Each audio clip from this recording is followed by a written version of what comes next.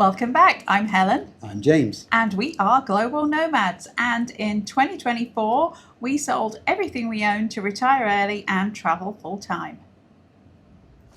Today's part 2 of our Amtrak Across America series. And today we are going to be going on the Pacific Surfliner from San Diego to LA. If you joined us in part 1, then you will have seen that we rode the California Zephyr from Chicago all the way over to Emeryville near San Francisco and made a few stops on the way. The distance of this journey is only 128 miles and the total cost for us was $102.80, and the journey just took slightly under 3 hours.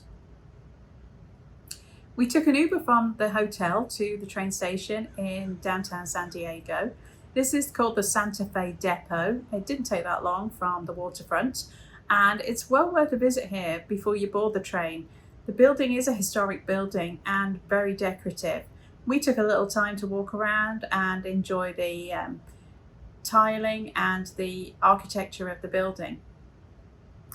There was also a stand in here that was selling drinks and snacks, as well as a ticket counter.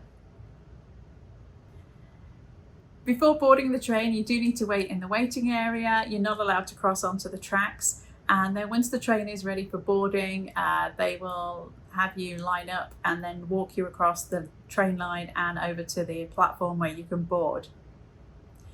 If you do have mobility issues, there is like a kind of golf cart service, and they will take you over there on the little golf cart, so they'll save you having to walk the length of the train to find your seat. Although this is an Amtrak service, this is a different type of train or a different type of carriage than the ones we rode on the Amtrak Superliner.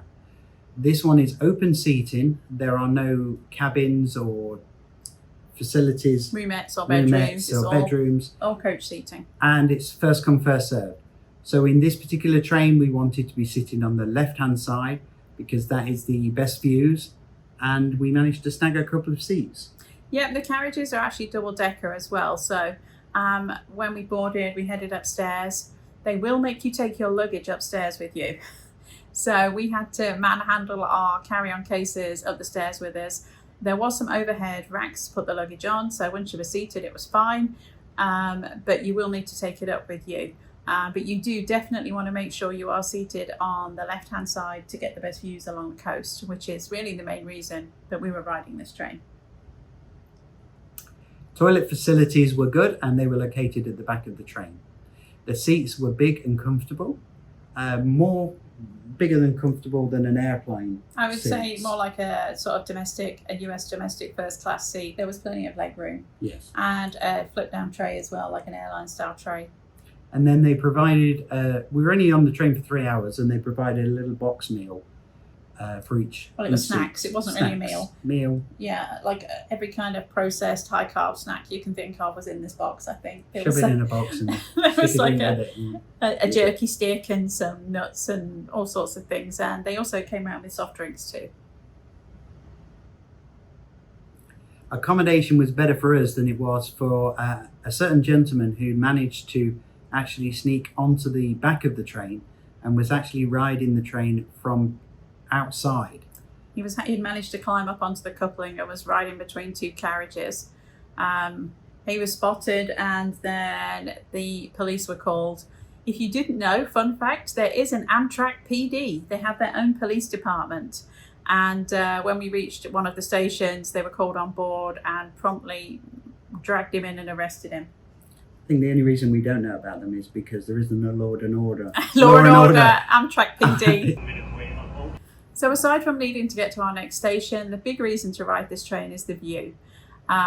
Basically, the train will run parallel with the coast, the Pacific coast, and there's great views of the ocean and the beach, and you literally run right next to the beach in most of it. Head through some small towns. It's definitely a picturesque ride. And it's the closest you can get to the beach in many places. We were fortunate the day we went. The weather was cooperative, and so it was a nice sunny ride up to LA.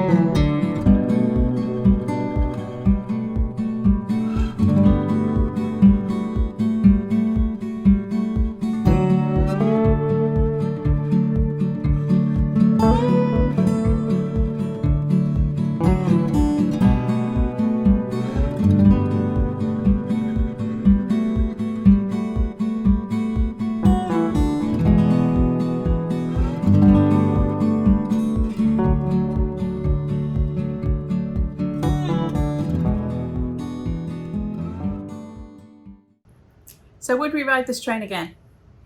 Absolutely. I think it was one of the most picturesque trains that we've ever ridden. Yeah, it was a great experience. Ran pretty much on time. Cheap? Yeah, not a bad price. I wouldn't say cheap necessarily, but not a bad price. For the seat you get, it's pretty decent. Great scenery. For Amtrak, it's a cheap price. Yes, that's true. Amtrak is not cheap. And once you arrive into LAX station, again, if you can have time, have a walk around the station. We did some video, you'll see on the next one, that we take from LA. It's a really impressive station, a historic building. So if this is your only opportunity there, be sure to take time. You can pick an Uber up from right outside, which we did, to head to our hotel. That's part 2 of our Amtrak Across America. Stay tuned and watch part 3 coming up soon. Like and subscribe, and we'll let you know when it's out.